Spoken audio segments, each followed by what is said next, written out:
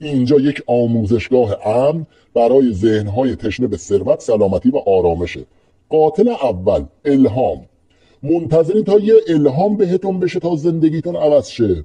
قاتل دوم حرف مردم. نگران حرف مردمی که اگر فلان کار کنم مردم چی میگن. قاتل سوم تکرار اشتباه، انگار گذاشتنت روی تکرار، هر بار از یه سوراخ گزیده میشی و یه اشتباه رو تکرار میکنی. قاتل چهارم راضی کردن مردمه، از هدفات به خاطر دل مردم میگذری، کاری که اونا دوست دارن انجام میدی حتی اگر نخوای. قاتل پنجم مقایسه اشتباهه، به جای مقایسه خودت با دیروز خودت داری خودتو با دیگران مقایسه میکنی که کاملا اشتباهه. قاتل ششم شکوه و شکایت، به جای تمرکز روی خودت و اهدافت داری هی از چیزهایی که به تو مربوط نیست ناله میکنی. قاتل هفتم کاملگرایی و کمالگرایی، منتظری شرایط یا کاری کامل و عادی باشه تا شروع کنی. من میگم نمیاد، بشین تا بیاد.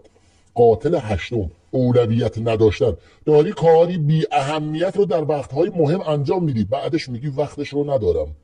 قاتل نهم ترس از شکست، برای اینکه میترسی شکست بخوری نشستی دست رو دست گذاشتی که چی بشه.